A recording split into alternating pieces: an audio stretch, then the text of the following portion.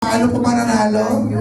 Tignan niyo po sa ilalim ng bangkuan, yung pinaka-phone, meron po kayong Zonrox, meron po kayong sabong Pride, at meron tayo siya, pagkumpletuhin na natin, meron paleta, okay? And with that lahat, mapapapunti natin, okay? Lahat ng matcha, hanggang. And next, ma'am, for the relaxing package, paki-reveal ang relaxing package. And there you have it. Ma'am, paki-open at paki-angat. We have efficacent oil. And isa pa yan, ma'am. And Vicks, o diba? Isang pahit lang, relax agad. Okay? And the much awaited, the 5K.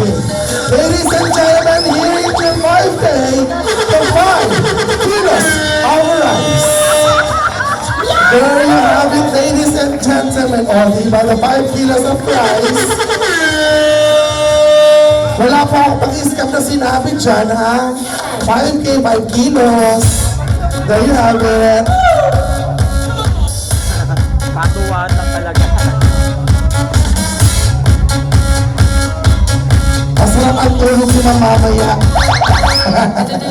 Thank you so much po sa mga panananganan namin. And at this moment, may I call Sir Gio, Sir Gavin, Sir Jerry. Sir Gio and Sir Gab muna. Dito na po tayo.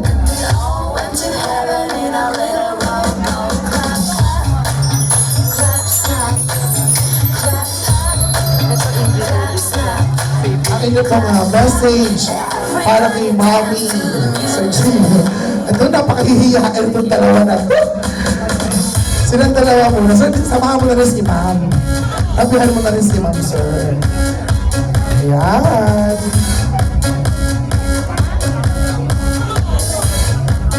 Mami, surprise ka ba? Totoo?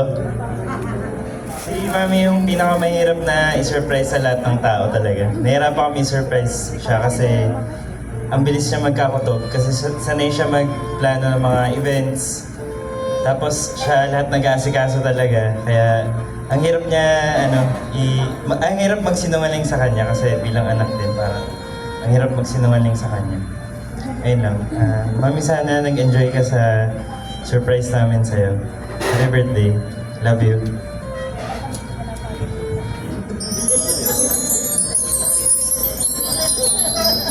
Mami, na-surprise ko ba? Inulit mo lang sa iyo sinabi. Nakakaiyak ha? I think nung word sa pag-describe kay Mami, kahit bata pa man, sobrang stricto na siya sa amin. I think yung memorable na memory ko kay Mami. Kasi nung grade school ako, lagi kong ningangat-ngat yung ID ko.